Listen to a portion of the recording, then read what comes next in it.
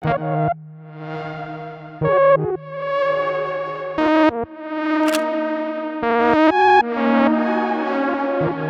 I think you should do the honors. I believe this is the first time ever a joint's been lit in the metaverse. So let's go. So far, so good. And we are taking off.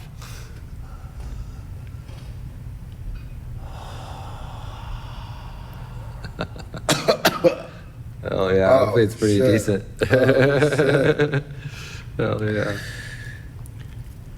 So when you were a pastor, were you into metal? That's a great question. So I kind of grew up in an era where, like, you know, it was like I was into speaking in tongues and all that shit.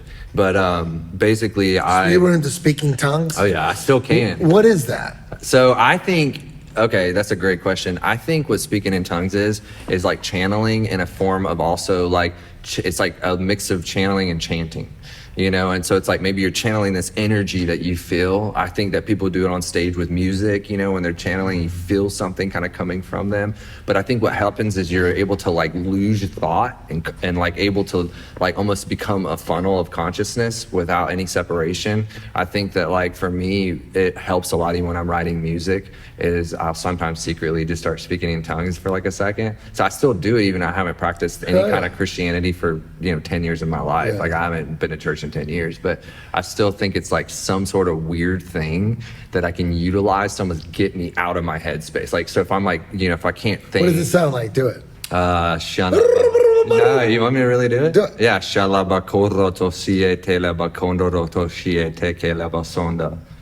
That sounds like some Czechoslovakian type shit. Yeah. And so, are you actually saying something? No, well, that's speaking in tongues. Is there is no interpretation. Wow. But there is interpretation. There's a thing called the gift, like the gifts of the Spirit. I could speak in tongues too. Dude, do it. I know what you're about to do. Are you? What? Like the who's still in my Honda or shit about a Kia but about a Honda? No, okay. I could speak because you're speaking in like when you do that. Yeah. Let's do it again. Do it again. Yeah. Shia matagalabaco sie telebasunda.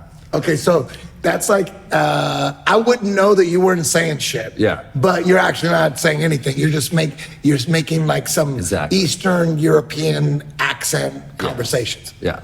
I could do that with Brazilian. Yeah. Portuguese.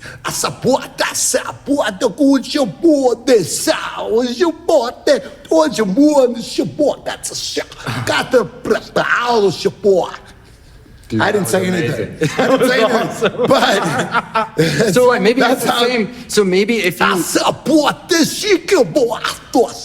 so then use that with and then think about whatever you would call God and believe that he is somehow using that state of consciousness to speak through you or to generate some sort of power. That's when you say like the gift of healing and stuff.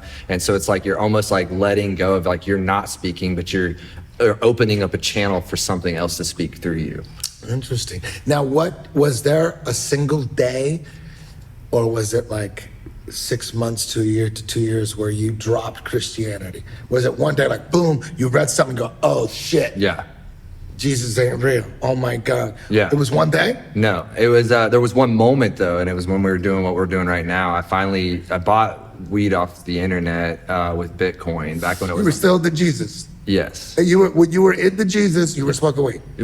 I decided, it was kind of like when I was gradiating out. So did the weed take you out of Jesus? Well, I remember smoking for the first time ever, and I literally played keys, and I was like worshiping because I was a worship leader. And so I was like, I started worshiping and I felt God more. And then it started to confuse me because I was like, I'm doing something I was told I was never supposed to do, and that was very evil. And I was like, why am I still feeling love? And then I realized that love is just something that's inside of us inherently as like a human, that like maybe this love that I'm feeling is more than just what I've been told. And that what maybe I was feeling that was bad about weed was that it was man's conviction. It was just created by man to convict me from something that actually connected me more to something that I still don't know what it is. And I'm okay with not knowing, but I know that when I do that, it makes me feel more connected to that thing. Yeah. Yeah, and then when you find out the religion had nothing to do with making weed illegal, and it was all just corporate business, political type shit. Yeah. You know, that made weed, because weed was deemed as evil because it became illegal. Yeah. And when you understand the whole, you know, the reefer madness propaganda and all that shit, you know, what would you be thinking? Let's just say if we were living in a society that never demonized marijuana, and it was always just like a thing like drinking tea, smoking a cigarette, smoking a little marijuana cigarette, glass of wine, whatever. Yeah. If it was always like that, and like religions, like it was no big deal, religion, smoke a little weed, drink a little wine, you know. I truly Titty fuck believe, somebody.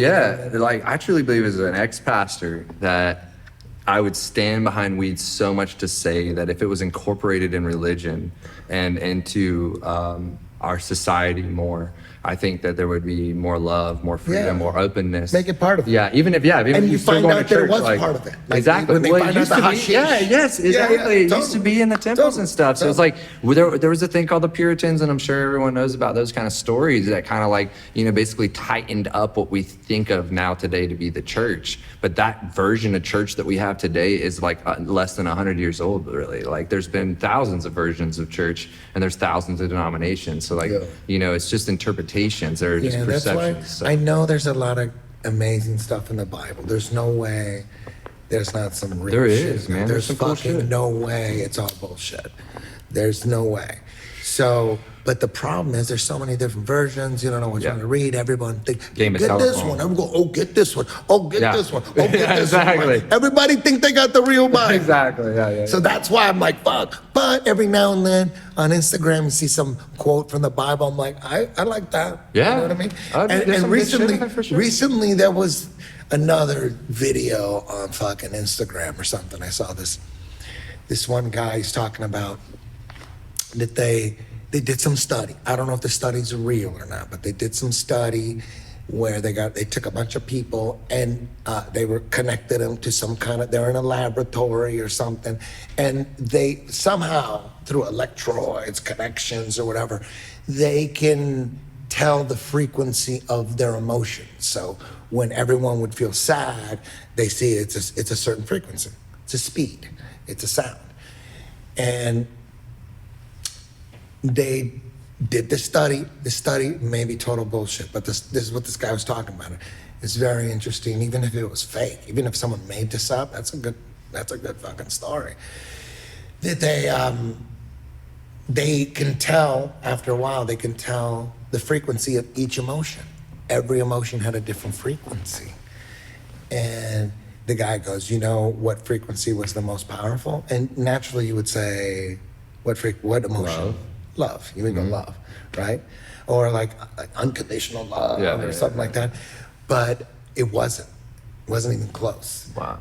According to this guy, according to the study, if it had ever existed, he said that authenticity was the strongest frequency by far, by like 40 times stronger than anything. And I'm like, authenticity? Get the fuck out of here. It's got to be love. This guy's full of shit. Yeah. I'm like, authenticity? What is that? Like that's the truth, right? Right? And then you start thinking, that's the truth. Authenticity is being truthful. And the Bible talks about the truth is light. The light is truth or whatever. I'm like, well, that makes sense now. The truth is the light. Yeah. Right? So if you're being true, then maybe you have like this powerful fucking frequency going on because you're being real. As soon as you start lying, that's when your shit is off. I don't know. It sounds good though, right? Yeah. Doesn't it sound good? Like, damn, really the good. strongest emotion is truth. Whoa. That's really good, man. The truth is the light. The light's a frequency. I love that. So I don't know. I think maybe, I don't know shit, but the Bible's probably like has a lot of quotes you could fucking, live by. You know what I mean? It's like, dude, this goes through fucking centuries and eras. Living like this, living like that. You know what I mean? Living in a bad way, that's not good. Yeah. That's not good. You live how long are you gonna be doing that bad shit? That's just gonna fuck Seriously. you up. You gotta do the good shit. You know, you gotta be a good person. You can't be doing that fucked up shit. You gotta get your shit together.